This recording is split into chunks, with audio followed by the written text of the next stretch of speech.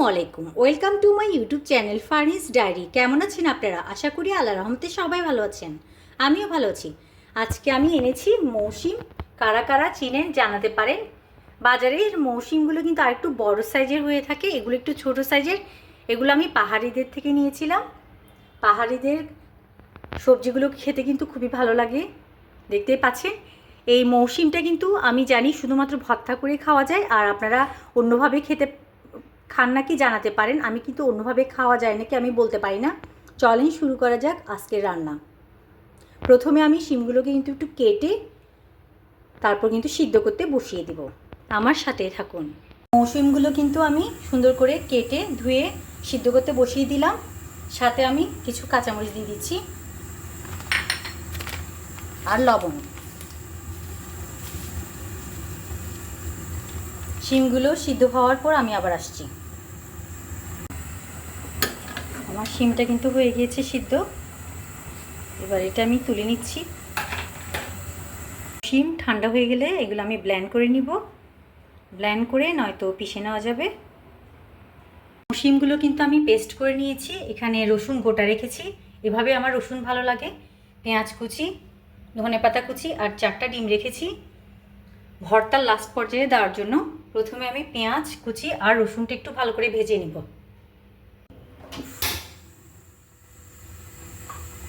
চুলে কিন্তু প্যান বসিয়ে দিয়েছি, তেলটা একবার গরম করেছিলাম, আবার চুলা বন্ধ করার কারণে হয়তো হালকা ঠান্ডা হয়ে গিয়েছে। সমস্যা নেই, এখন কিন্তু আমার রসুনগুলো দিয়ে দিতে পারবো।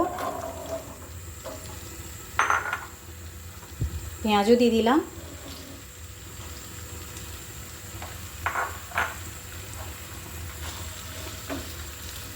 ভালো করে এগুলো ব্রাউন কালার বেরেস্তার মতো করে ফেলবো।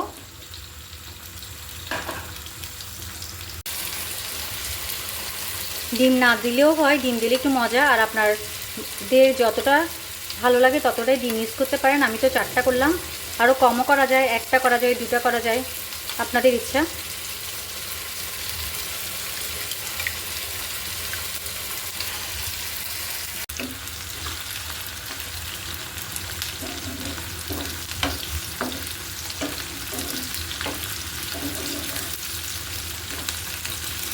কিছুটা টাইম লাগবে ব্রাউন কালার হতে। পেঁয়াজ আর রসুন কিন্তু বেরেস্তা হয়ে গিয়েছে। এবার আমি এটা পাশের চুলে রেখে দিব। আরেকটা পাত্র নিয়ে নিয়েছি। এই পাত্রটা কিন্তু আমি শুকিয়ে তেলও কিন্তু গরম করে নিয়েছি।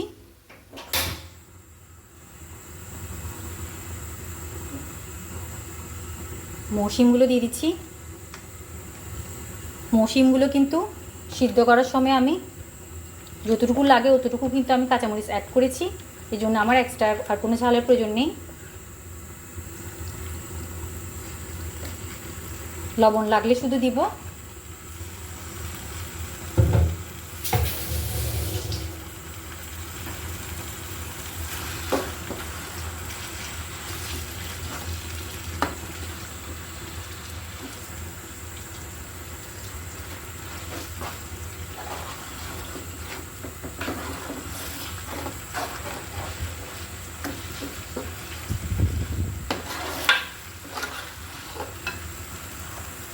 ধনে পাতার কিছু অংশ দিয়ে দিচ্ছি, ফ্লেভারটা যেন একদম ভিতরে ঢুকে যায়।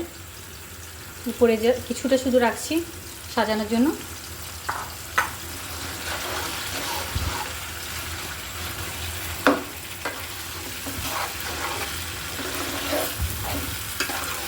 সিম্পলভাবেই কিন্তু মৌসিম ভর্তাটা করা যায়, তেমন কিছুই লাগে না।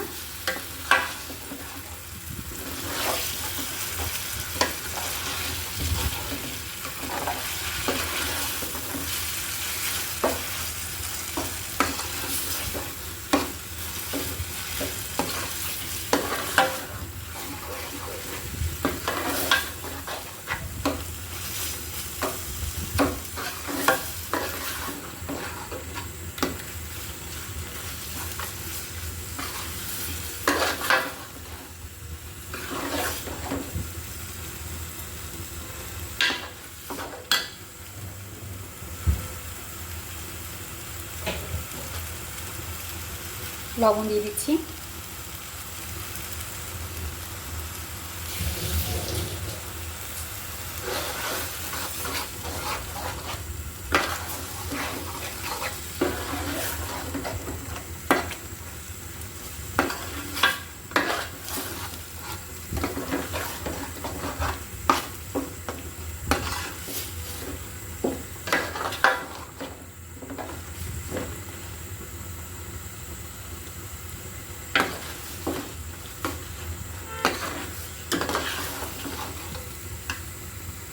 এই পর্যায়ে আমি সামান্য মশলা অ্যাড করছি। ধনে গুঁড়ো, জিরে গুঁড়ো, অল্প অল্প সামান্য জিরে গুঁড়া দিলাম, ধনে গুঁড়ো দিলাম।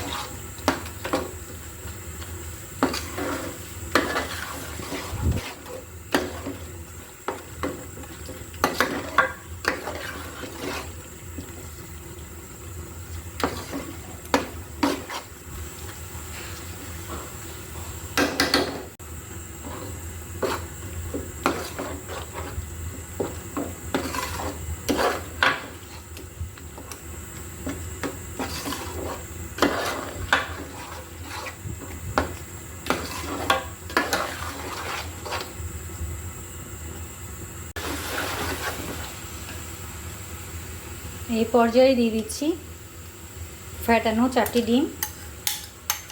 এটা অপশনাল।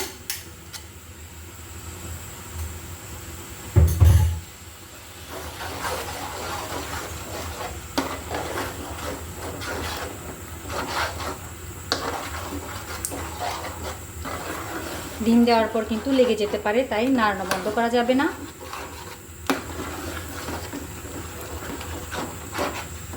নিচে লেগে গেলে, পুড়ে গেলে কিন্তু খেতে ভালো লাগবে না,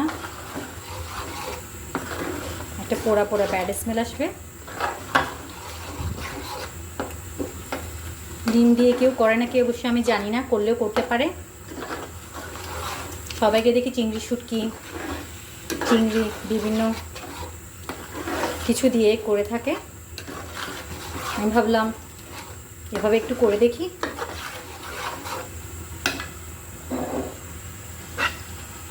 কিছুটা ভাজা পেঁয়াজ আর রসুন দিলাম,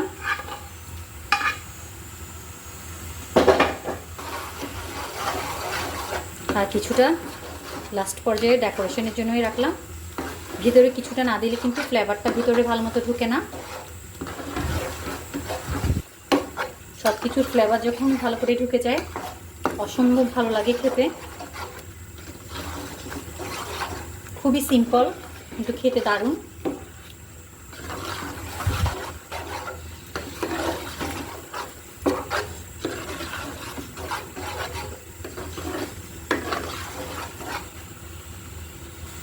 মৌসুম ভর্তা কিন্তু আমার ডান।